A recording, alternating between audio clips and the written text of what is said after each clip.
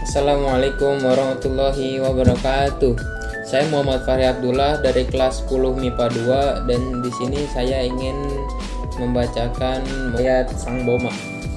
Al-Kisah, maka perkataan Batara Guru menyuruh Batara Narada dan Batara Indra untuk turun ke dunia menghidupkan Raden Samba Prawira itu. Pada saat itu, mayat Raden Samba Prawira akan dibakar karena api pembakar itu pun sudah sangat besar.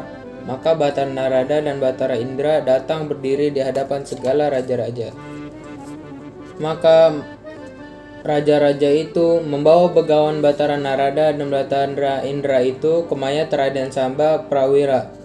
Setelah sampai di sana, Batara Narada dan Batara Indra pun melihat mayat Raden Samba Prawira itu akan dibakar oleh ayahnya Batara Krishna. Ketika Batara Krishna melihat Batara Narada dan Batara Indra itu bersama raja-raja datang melihat mayat Raden Samba Prawira, maka ia pun memberi hormat kepada Batara Narada dan Batara Indra. Krishna pun bertanya kepada Batara Narada dan Batara Indra, "Ya Tuan, kenapa kalian berdua datang ke sini, datang kepada hamba?" Maka Batara Narada dan Batara Indra pun menjawab, "Kami berdua datang ke sini karena perintah Batara Guru untuk menghidupkan Raden Prawira Jaya." Setelah Batara Krishna mendengar kata-kata Batara Narada dan Batara Indra, maka ia pun senang. Lalu dibawanya kedua Batara itu oleh Batara Krishna kepada mayat Raden Prawira Jaya. Maka Batara Indra pun mengeluarkan air utama jiwa lalu disiramkan kepada Raden Samba Prawira. Maka Raden Samba Prawira itu pun bersin-bersin lalu bangun serta duduk. Maka ia pun sujud syukur kepada kaki begawan Batara Narada dan Batara Indra serta kepada ayahnya Batara Krishna. Maka pada hari itu bertukarlah duka cita dengan sukacita. Maka pada ketika itu segala dewa-dewa hayangan pun turun untuk mencucurkan air mawar dan menghamburkan bunga rampai emas kepada Raden Samba Prawira Jaya ini.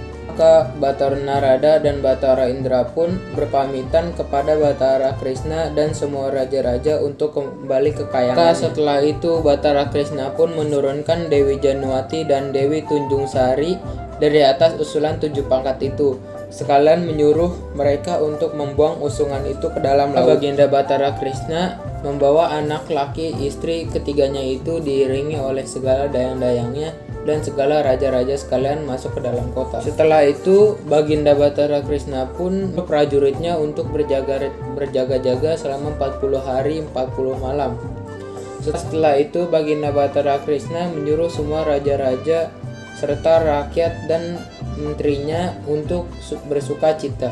Genap 40 hari 40 malam makan dan minum, maka Baginda Batara Krishna pun menyuruh segala raja-raja itu untuk menghiasi Raden Samba Prawira Jaya dan Dewi Januati dan Dewi Tanjung Sari untuk berhias.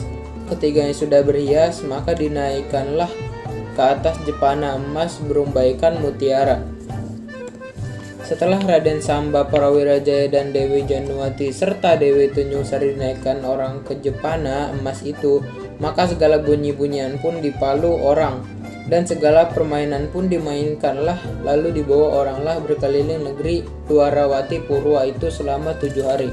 Setelah 7 hari berkeliling negeri, maka dibawa oranglah masuk ke dalam istana lalu didudukan di atas tahta kerajaan yang keemasan. Maka Raden Samba Prawira Jaya dan Dewi Januati serta Dewi Tunjung Sari itu pun duduklah di atas tahta kerajaan itu. Setelah demikian maka datanglah segala jogi dan segala brahmana dan segala pendeta mencucurkan narwastu serta sujud 7 kali kepada Raden Samba Prawira Jaya ini. Setelah selesai maka raja-raja itu pun masing-masing pulang ke negerinya. Wassalamualaikum warahmatullahi wabarakatuh.